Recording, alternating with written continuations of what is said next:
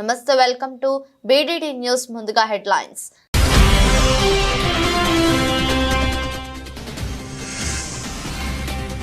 మా వైపు నిలబడండి ప్లీజ్, మోదీకి జెలెన్స్కీ విజ్ఞప్తి. భారత్ తటస్థంగా లేదని క్లారిటీ ఇచ్చిన ప్రధాని.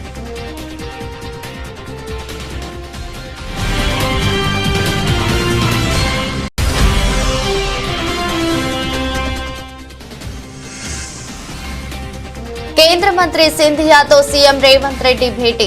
టీ ఫైబర్ ప్రాజెక్టును భారత్ నెట్ ఫేజ్ 3లో చేర్చాలని విజ్ఞప్తి.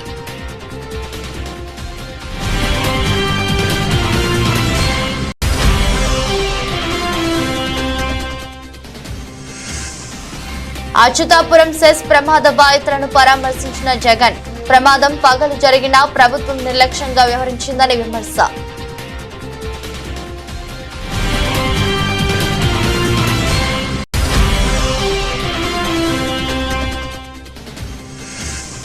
హీరో నాగార్జునకు చెందిన ఎన్ కన్వెన్షన్ ను కూల్చివేస్తున్న హైడ్రా. తెమ్మిడికుంట చెరువును కబ్జా చేసి ఎన్ కన్వెన్షన్ నిర్మించారని ఆరోపణలు.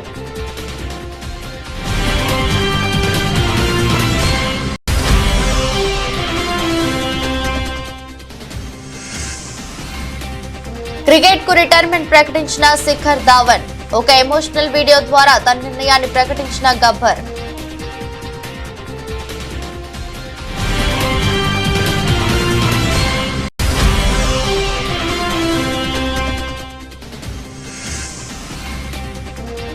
బంగారం, వెండి కొనుగోలు చేయాలనుకునే వారికి శుభవార్త. మళ్లీ తగ్గిన బంగారం, వెండి ధరలు.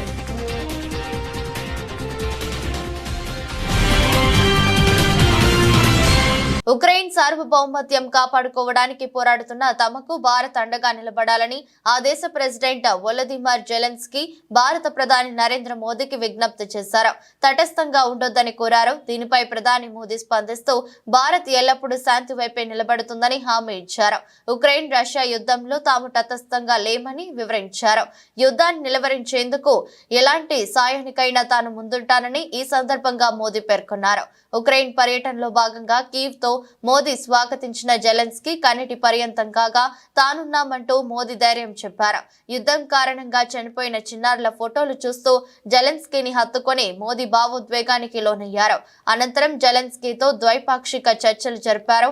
యుద్ధాన్ని ఆపేందుకు తీసుకోవాల్సిన చర్యలపై ఇరువురు చర్చించుకున్నారు. భారతదేశం నుంచి తీసుకెళ్లిన మందులు, వైద్య పరికరాలను మోదీ ఉక్రెయిన్ ప్రెసిడెంట్ కు అందజేశారు. కేంద్ర టెలికాం శాఖ మంత్రి జ్యోతిరాదిత్య సింధియాను తెలంగాణ ముఖ్యమంత్రి రేవంత్ రెడ్డి కలిశారు. ఉప ముఖ్యమంత్రి మల్లు భట్టి విక్రమార్క, మంత్రి జూపల్లి కృష్ణారావుతో కలిసి కేంద్ర మంత్రిని కలిశారు. టీ ఫైబర్ ప్రాజెక్టును భారత్ నెట్ ఫేజ్ 3లో చేర్చాలని వారు కేంద్ర మంత్రిని కోరారు. ఇందుకు సంబంధించి సమర్పించిన డిపిఆర్ ను ఆమోదించాలని కోరారు. కేంద్ర మంత్రితో సీఎం, ఉప ముఖ్యమంత్రి కాసేపు చర్చలు జరిపారు. తెలంగాణ ప్రాంతంలోని గ్రామాలు, మండలాలకు నెట్వర్క్ కల్పించడమే టీ ఫైబర్ లక్ష్యమని ఈ సందర్భంగా సీఎం కేంద్ర మంత్రికి తెలిపారు. 65,000 ప్రభుత్వ సంస్థలకు G2G, G2C సేవలు అందించడమే తమ లక్ష్యమన్నారు. గ్రామీణ ప్రాంతాల్లో 63 లక్షల ఇళ్లకు ఇంటర్నెట్ సౌకర్యం కల్పిస్తామని చెప్పారు. బిఆర్ అంబేద్కర్ కోనసీమ జిల్లా కొత్తపేట మండలంలోని వానపల్లిలో జరిగిన గ్రామ సభలో సీఎం చంద్రబాబు పాల్గొని మాట్లాడారు. పెట్టుబడి తగ్గించి ఆదాయం పెరిగేలా రైతులు వినూత్న ఆలోచనలతో ముందుకు వెళ్లాలని సీఎం చంద్రబాబు పిలుపునిచ్చారు. ఇందులో భాగంగా పెట్టుబడిని తగ్గించే, ప్రకృతి సేద్యం చేసేలా ప్రోత్సహిస్తాం. రాష్ట్రంలో వర్షాలు పడటం శుభసూచకం. రాబోయే రోజుల్లో కరువు అనేది రాదు. ఇక్కడే పోలవరం ప్రాజెక్టు ఉంది. వీలైనంత త్వరలో దాన్ని పూర్తి చేసి గోదావరి జిల్లాల ప్రజలకు 3 పంటలకు నీళ్లనిస్తామని స్పష్టం చేశారు. ఈ రోజు రోడ్లు చూశారు. 5 సంవత్సరాల్లో ఒక్క పైసా డబ్బులు ఖర్చు పెట్టకుండా అన్ని రోడ్లు గోతులు పడ్డాయి. ఇప్పుడు గోతులను చూస్తామంటే ఏం చేయాలని అర్థం కావడం లేదు. భయంకరంగా దానికి డబ్బులు లేని పరిస్థితి వచ్చింది. 10 లక్షల కోట్ల రూపాయలు అప్పులతో ప్రారంభించాం. జీతాలు కూడా ఇవ్వలేని పరిస్థితి. కనీసం పేదవాడికి పింఛన్ ఇవ్వలేని పరిస్థితి.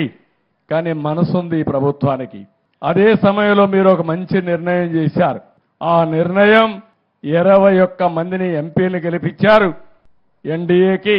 ఆ 21 మంది కేంద్రంలో కూడా మన సహకారం కీలకమయ్యే పరిస్థితి వచ్చింది. ఎన్డీఏలను ఉన్నాం.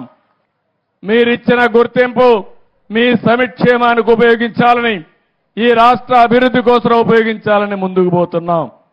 అందుకే ఇవన్నీ కూడా ఒక నిర్దిష్టమైన కార్యక్రమాలతో ఈరోజు ఒక దీనికోసం ముందుకు పోయే పరిస్థితికి వచ్చాం.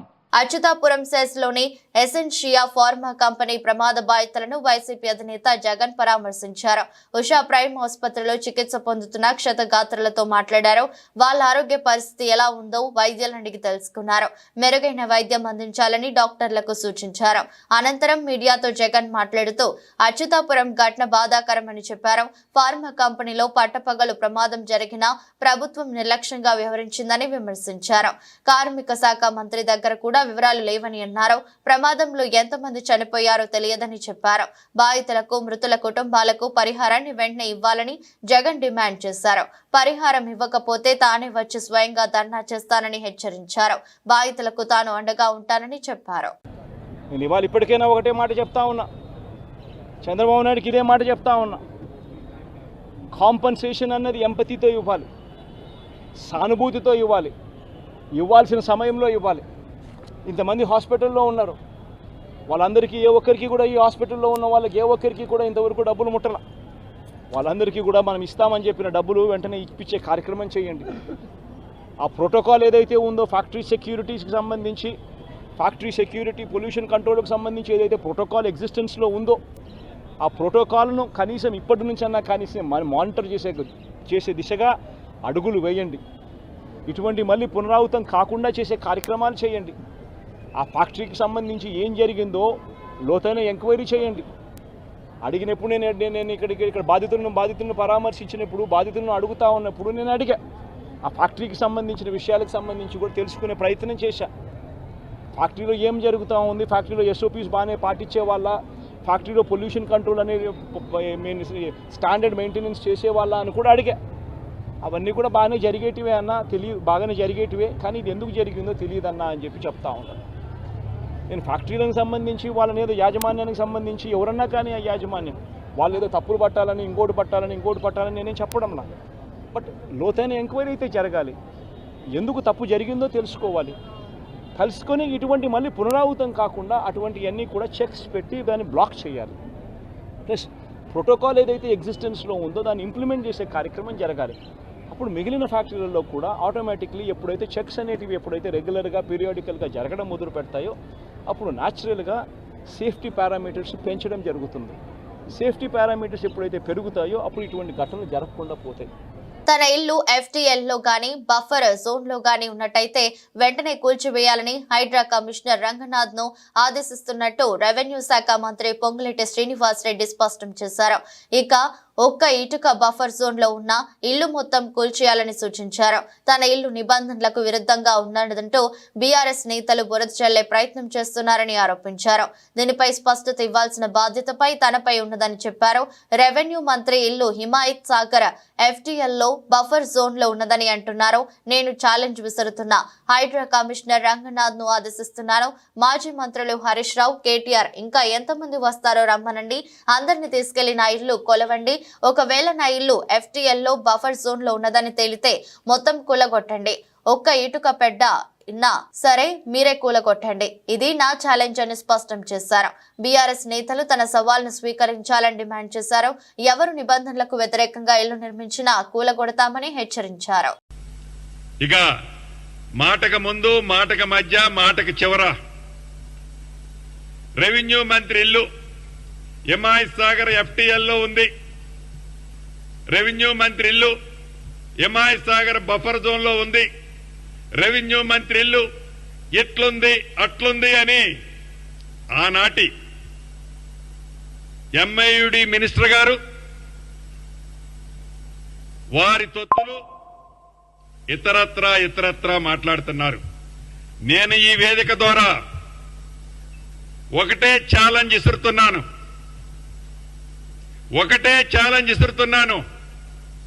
మీరు MIUD మినిస్టర్గా సుమారు 6-7 సంవత్సరాలు పనిచేశారు.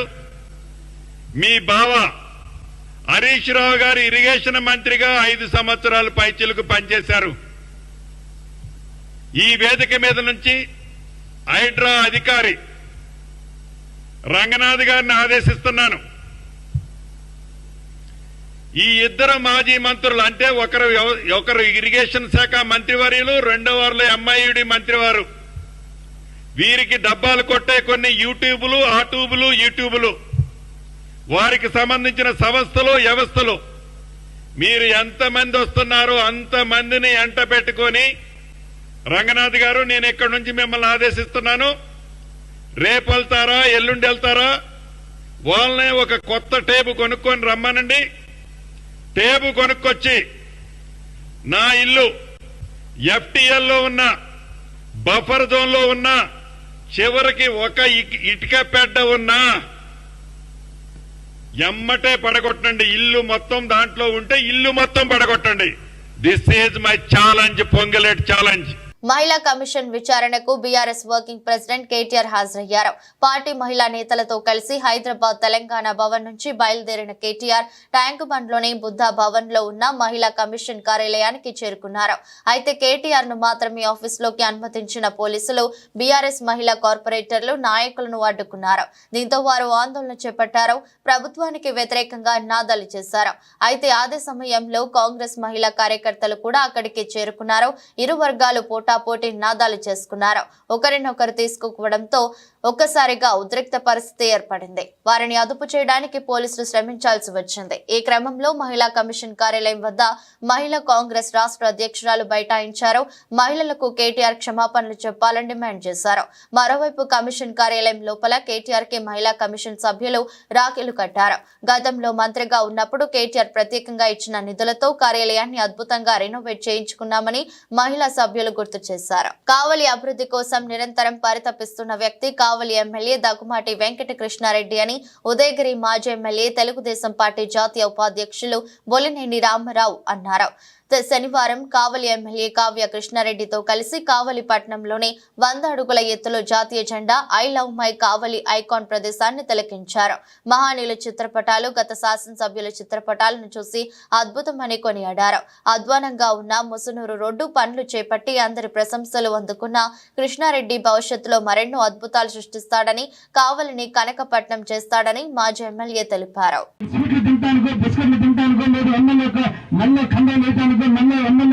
కప్పడం కాదు ముఖ్యమంత్రి, మీకు కావాల్సింది మీ ముందుకు వచ్చాం, మీరు అభివృద్ధి నేర్చుకోవాలి. ఇక్కడ ఎవరు ఫీల్ గారు ఇటువంటి మౌలిక సదుపాయాలన్నీ కూడా సభ దృష్టికి తీసుకొచ్చి మీ గ్రామం అంటే ఈ రోజు ఈ రికార్డులో పొందుపరిచినటువంటి విషయాన్ని వాళ్ళ ప్రభుత్వానికి తెలియజేస్తారు. వాళ్ళ దగ్గర ఉంటుంది. నేను వాళ్ళ ద్వారా కూడా ఎమ్మెల్యేగా నేను కూడా కాపీ తీసి పెట్టుకుని వీటన్నిటిని కూడా సంవత్సర కాలంలో పూర్తి చేసేదానికి వీలైనంత వరకు కూడా ప్రయత్నం చేయడానికి అవకాశం ఉంటుంది.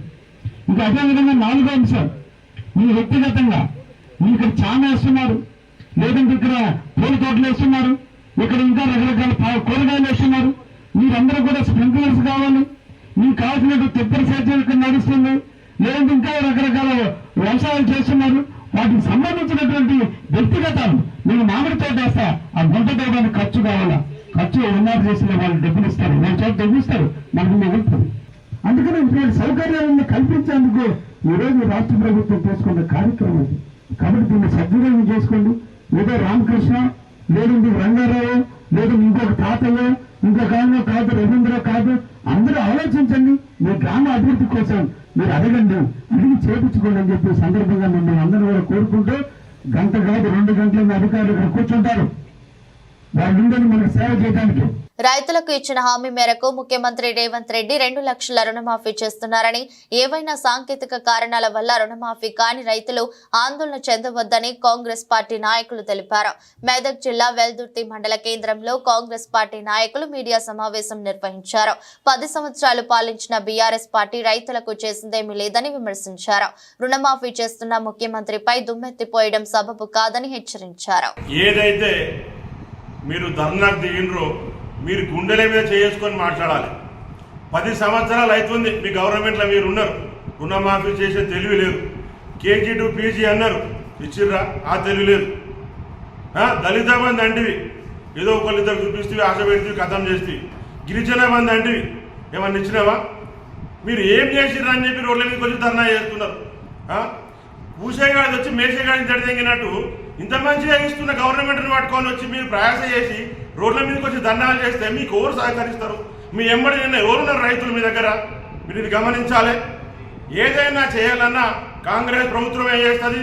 రేపు ఏదైనా ఇప్పుడు ప్రక్రియ అయిపోలేదు. ఎప్పుడు మీకు రుణమాఫీ జరగలేదని చెప్పి ఎవరు అనుకుంటలేరు. రుణమాఫీ జరుగుతుంది. ఏదైతే మిస్టేక్స్ ఉన్నాయో, ఎవరైతే పేర్లు తప్పుపడ్డాయో, ఎవరైతే అకౌంట్ తప్పు ఏదైతే ఉందో వాళ్ళందరినీ సరిచేసి రాబోయే రోజుల్లో ప్రతి ఒక్కరికి రుణమాఫీ జరుగుతుంది. కాకముందే మీరు వచ్చి రైతులు అనవసరంగా తీసుకొచ్చి రోడ్ల మీద నిలబెడదామని ప్రయత్నం చేస్తారు. మీరు చెప్తే రైతులు రారు, మేము చెప్తే రైతులు వస్తారు. ప్రతి ఒక్కరికి తెలుసు ఎవరైతే రుణమాఫీ చేస్తారో. గౌరవ రాజశేఖర రెడ్డి గారు ఉన్నప్పుడు రుణమాఫీ అయింది. మళ్ళా ఇప్పుడు గౌరవ ముఖ్యమంత్రి గారు రేవంత్ రెడ్డి తర్వాత రేవంత్ రెడ్డి తోడే అవుతుంది. కాబట్టి గమనించాలి. ఇదో ఇప్పుడే అయిపోయింది. ఇక రుణమాఫీ ఎక్కువ ఏదో పోతున్నట్టు కాదు. ఇంకా మేము 4 సంవత్సరాల పైన మేము ఇంకా ఉంటాం. గవర్నమెంటే ఉంటుంది.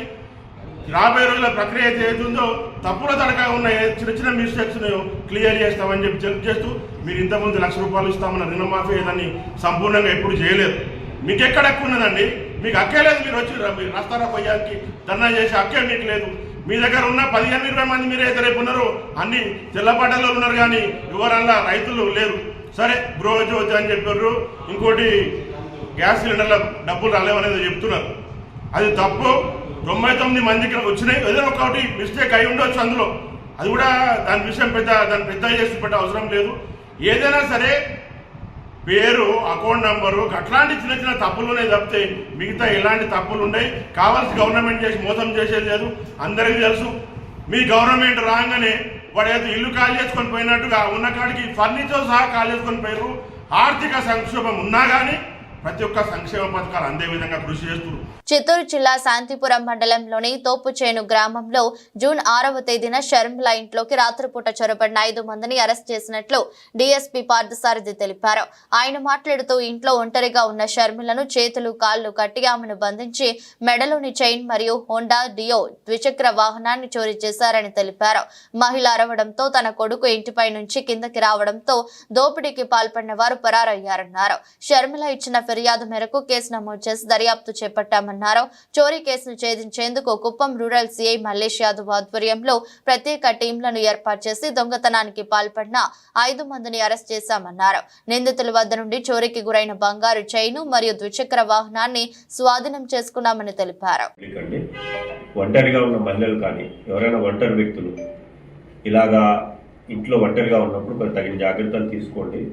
ఎవరైనా అర్ధరాత్రి పూట్ల ఎవరైనా వచ్చి తలుపు కొట్టడం అటువంటివి చేసినప్పుడు కనీస జాగ్రత్తలు తీసుకొని అసలు ఎవరు వచ్చారు ఏమిటి అని కిటికీ గుండా చూసి లేదా ఇంకొక విధంగా తెలుసుకొని తలుపు తీయడం ఉత్తమం. ఇక్కడ కంప్లైంట్ షర్మిల గారు కూడా ఎవరో తెలిసిన వాళ్ళు వచ్చారు కొడుతున్నారని చెప్పేసి ఒక 5 మినిట్స్ తర్వాత ఆవిడ తలుపు తీయడంతో వీళ్ళు లోపలికి జొరబడి ఈ అఫెన్స్ చేశారు. కాబట్టి ఒంటరిగా ఉండే వాళ్ళు తగు జాగ్రత్తలు తీసుకోవాల్సిందిగా. అలాగే వీళ్ళు ఆ అఫెన్స్ చేసేటప్పుడు సాయంత్రం నుంచి ఆ చుట్టుపక్కల తిరిగారు, రెక్కి చేశారు. ఆవిడ ఒంటరిగా ఉంటుంది అని తెలుసుకున్నారు వాళ్ళు, కానీ వాళ్ళకి తెలియదు అబ్బాయి కూడా ఉన్నాడని. బట్ మిద్ద మీద నిద్రపోతున్నాడు అని తెలుసుకోలేదు. కాబట్టి ఇటువంటి వాళ్ళు మన విలేజ్లలో కానీ చుట్టుపక్కల ఇళ్ళకాడ కానీ ఎవరైనా కొత్త వ్యక్తులు తిరుగుతుంటే కొంత అటువంటి ఇన్ఫర్మేషన్ ఇమీడియట్గా పోలీసు వాళ్ళకి తెలియజేయడం, కాల్ చేయడం అవి చేస్తే మనం దాన్ని ప్రివెంట్ చేయడానికి ఆస్కారం ఉంటుంది. అలాగే ఎవరైనా ఇంటి నుంచి ఏదైనా ఉత్సవాలకు వెళ్ళినప్పుడు కానీ పండుగల మమ్మల్ని బయటికి వెళ్ళినప్పుడు కానీ ఇంట్లో లాక్ చేసినప్పుడు ఆ నియర్ బై పోలీస్ స్టేషన్స్లో మేము ఇట్లా ఊరికి వెళ్తున్నాం సార్, కొద్ది దాని మీద దృష్టి పెట్టండి అంటే రెగ్యులర్గా మనం బీట్స్ వేస్తుంటాము. నైట్ అంతా కూడా బీట్ కానిస్టేబుల్స్ ఆఫీసర్స్ తిరుగుతుంటారు. వాళ్ళు ప్రత్యేకంగా ఆ ఇంటి మీద దృష్టి పెట్టే అవకాశం మాకు ఉంటుంది. ఆ తాళం వేసిన ఇంటి మీద ముందు చెప్పగలిగితే మనకి ఇవన్నీ చేయగలము. కాబట్టి దయచేసి ప్రజలందరూ కూడా ఇటువంటి ప్రికాషనరీ మెజర్స్ తీసుకొని వాళ్ళు ఊరికి వెళ్ళాలనుకున్నప్పుడు తాళం వేసిన ఇల్లు ఖచ్చితంగా నియర్ బై పోలీస్ స్టేషన్లో ఇన్ఫార్మ్ చేసి వెళ్ళవలసిన కోరుతున్నాను. నార్కటిక్ డ్రగ్స్ టెస్టింగ్ మిషన్ల ద్వారా యువకుల వాహనాలు తనిఖీ చేపట్టినట్టు గజ్వేల్ ఇన్స్పెక్టర్ సైదా తెలిపారు. సిద్దిపేట జిల్లా గజ్వేల్లో నార్కటిక్ డ్రగ్స్ టెస్టింగ్ మిషన్ ద్వారా తనిఖీలు నిర్వహించారు. ఈ సందర్భంగా మాట్లాడుతూ అనుమానం ఉన్న వ్యక్తులను నార్కోటిక్ డ్రగ్స్ టెస్టింగ్ మిషన్ల ద్వారా పరిశీలించడం జరుగుతుందన్నారు. వాహనాల తనిఖీల్లో భాగంగా నార్కోటిక్ టెస్టుల పైన యువతకు అవగాహన సదస్సు నిర్వహించనున్నట్టు పేర్కొన్నారు. పిల్లలు యువకుల్లో ఏదైనా మార్పులు వస్తే తల్లిదండ్రులు వెంటనే పోలీసులు సంప్రదించాలని కోరారు. ఇది ఈ అబ్బాయిపై అనుమానం ఉన్నందుకు గాను చేశాము. ఇందులో ఒకవేళ ఇతను కనుక గాంజా కనుక తాగినట్లయితే ఏదన్నా మత్తు పదార్థం ఎటువంటిది ఏమైనా కానీ ఏ టైప్ ఆఫ్ డ్రగ్స్ అయినా ఉండొచ్చు, అవి కనుక తాగితే ఆటోమేటిక్గా మాకు సంబంధించిన కలర్స్ వచ్చేస్తాయి. ఎన్ని టైప్స్ ఆఫ్ డ్రగ్స్, దాదాపుగా దానికి 8 రకాలుగా డ్రగ్స్ ఉన్నాయన్నీ. ఏం తాగినా కానీ దీంట్లో మార్క్స్ వస్తాయి. ఏదైనా తాగలేదు, ఇది మాకు వచ్చే అనుమానం, మాకు వచ్చిన ఇన్ఫర్మేషన్ రాంగ్, ఇది కరెక్ట్ కాదు. ఒకవేళ ఇలా తాగినట్లు ఎవరైనా ఉన్నట్లయితే ఇమీడియట్గా మేము చట్టపరంగా ఏ విధంగా ఉంటే ఆ విధంగా శిక్ష అర్హులు అవకాశం ఉంది. దయచేసి మీరు మా ఈరోజు తాగాను కదా, తాగిన తర్వాత నాకేం కాదులే అనుకుంటారు. అది దాదాపుగా 5 to 6 days 10 days వరకు ఎప్పుడు తాగినా కానీ 10 days వరకు మన యూరిన్లో మన బ్లడ్లో ఉండడానికి అవకాశం ఉంటుంది. కాబట్టి ఇటువంటి వాటికి ఎవరు అలవాటు పడకుండా ఉండాలి, ఎవరు అలాంటివి చేయొద్దు. కొత్తగా లేటెస్ట్ వచ్చిన టెక్నిక్స్ అవన్నీ ఆటోమేటిక్ ఈరోజు కూడా వేరే చోట్ల అన్ని చోట్ల చేస్తున్నాము. కాబట్టి దయచేసి ఇక్కడున్న యువకులకు అందరికీ మేము తెలియజేస్తున్నాం, కొంచెం అనుమానితులు ఎవరున్నా కానీ ఏదైనా చేస్తున్నట్టుగా, ఏదైనా మత్తు పదార్థం తాగుతున్నట్టుగా ఏమైనా తెలిస్తే ఇమీడియట్గా అన్ని చోట్ల గజ్వేల్లో అన్ని టీ పాయింట్స్ దగ్గర మాకు అనుమానితంగా ఉన్న అది హాట్స్పాట్ కొన్ని ఏరియాలో కొంతమంది గాంజా తాగుతున్నారు, వేరే దగ్గర అన్వాంటెడ్ ఇన్ఫ్లుయెన్స్ ఏదైనా అవ్వడానికి అవకాశం ఉందని ఎక్కడెక్కడ తెలుస్తున్నాయి. ఆ ఏరియాకి వెళ్ళి సడన్గా మాకు ముందస్తు సమాచారం మేరకు మేము వస్తున్నాం. అందులో భాగంగానే ఈ అబ్బాయి గురించి కొంచెం అనుమానంగా ఉన్నందుకు మాకు వేరే వాళ్ళ ఇన్ఫర్మేషన్ వచ్చాము. మేము చెక్ చేస్తున్నాం. దీంట్లో అంతకుముందు బ్లడ్ శాంపుల్ తీయడము, హాస్పిటల్కి పంపించిన తర్వాత బ్లడ్ శాంపుల్ తీసుకొని ఫోరెన్సిక్స్ అండ్ ల్యాబొరేటరీకి పంపించడం అన్నీ చేసేటోళ్ళు. మాజీ MLA Pinnelli Ramakrishna Reddy Nellore central jail నుంచి బెయిల్పై విడుదలయ్యారు. కొంతకాలంగా పలు కేసుల్లో పిన్నెల్లి రిమాండ్ ఖైదీగా ఉన్నారు. పలు కండిషన్లతో ఏపీ హైకోర్టు ఆయనకు బెయిల్ మంజూరు చేసింది. జైల్లో నుంచి బయటకు వచ్చిన వెంటనే పిన్నెల్లి కారులో మాచర్లకి బయలుదేరి వెళ్లారు. పిన్నెల్లిని పరామర్శించేందుకు మాజీ మంత్రులు కాకాని గోవర్ధన్ రెడ్డి, అనిల్ కుమార్ జైలు వద్దకు వెళ్లారు. నిన్ననే పిన్నెల్లికి బెయిల్ మంజూరైంది. పిన్నెల్లి విడుదల నేపథ్యంలో స్థానిక పోలీసులు జైలు వద్దకు చేరుకుంటున్నారు. నర్సరావుపేట పోలీస్ బృందాలు నిన్ననే నెల్లూరుకు చేరుకున్నారు. జైలు వద్ద ఎలాంటి అవాంఛనీయ సంఘటనలు జరగకుండా పటిష్ట భద్రతను ఏర్పాటు చేశారు.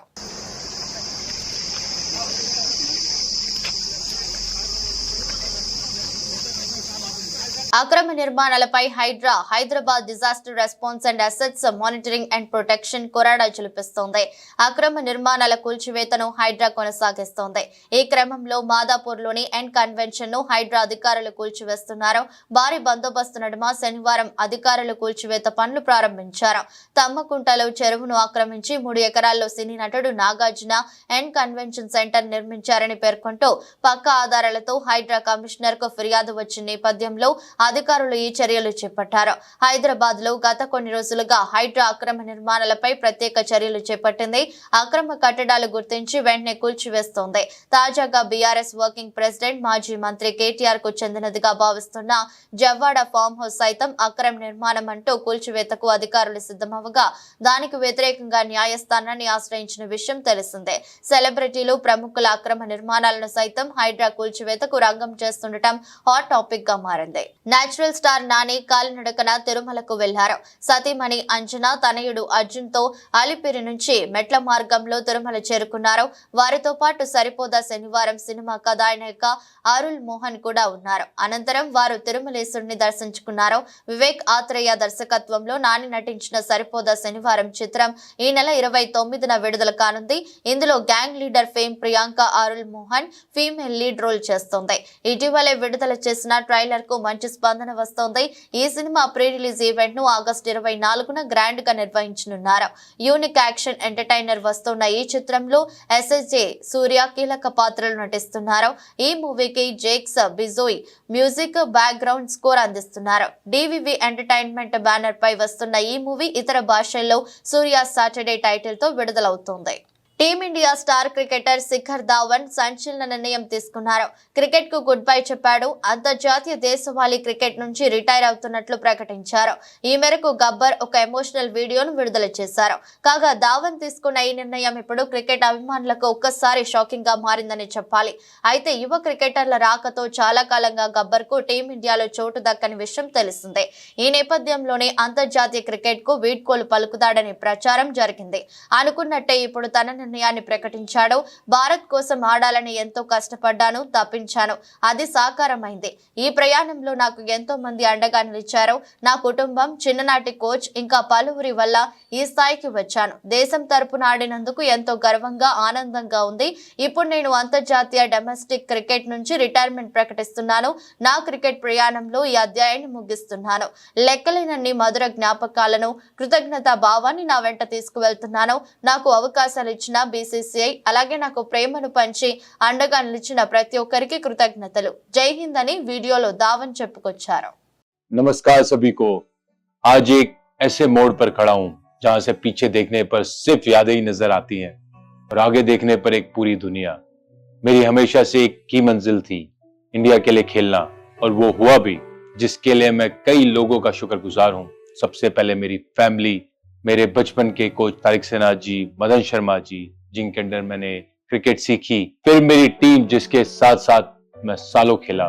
मुझे एक परिवार और मिला, नाम मिला, आप सबका प्यार मिला। पर कहते हैं ना, कहानी में आगे बढ़ने के लिए पन्ने पलटना जरूरी है, तो बस मैं भी ऐसे ही करने जा रहा हूं। I am announcing my retirement from international and domestic cricket. और अब जब मैं अपनी क्रिकेट जर्नी को अलविदा कह रहा हूं, तो मेरे दिल में एक सुकून है कि मैं अपने देश के लिए बहुत खेला, और मैं बहुत शुक्रगुजार हूं बीसीसीआई डीडीसीए का, जिन्होंने मुझे मौका दिया, और मेरे सारे फैंस का, जिन्होंने मुझे इतना प्यार दिया।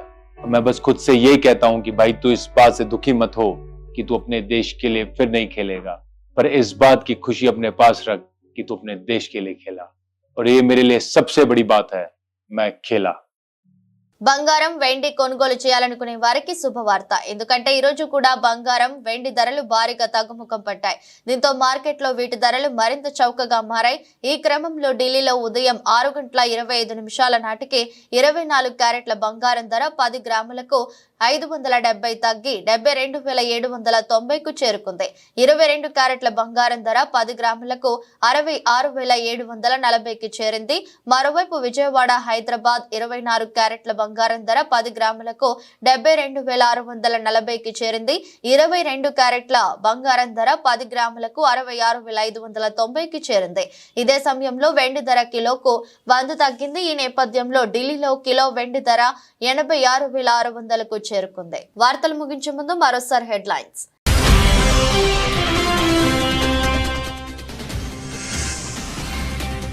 మా వైపు నిలబడండి ప్లీజ్, మోదీకి జెలెన్స్కీ విజ్ఞప్తి. భారత్ తటస్థంగా లేదని క్లారిటీ ఇచ్చిన ప్రధాని.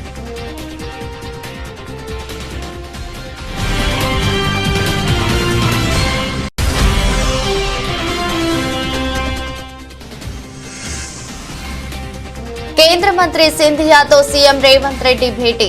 టీ ఫైబర్ ప్రాజెక్టును భారత్ నెట్ ఫేజ్ 3లో చేర్చాలని విజ్ఞప్తి.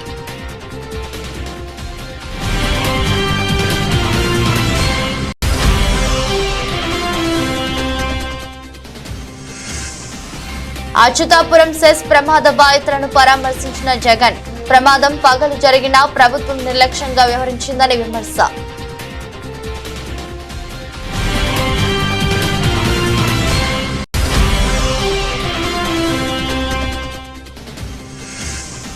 హీరో నాగార్జునకు చెందిన ఎన్ కన్వెన్షన్ ను కూల్చివేస్తున్న హైడ్రా. తెమ్మిడికుంట చెరువును కబ్జా చేసి ఎన్ కన్వెన్షన్ నిర్మించారని ఆరోపణలు.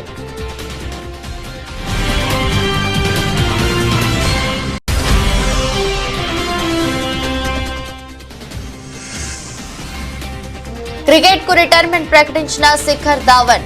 ఒక ఎమోషనల్ వీడియో ద్వారా తన నిర్ణయాన్ని ప్రకటించిన గబ్బర్.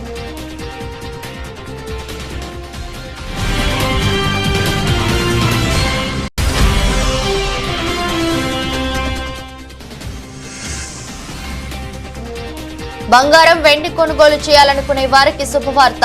మళ్లీ తగ్గిన బంగారం, వెండి ధరలు.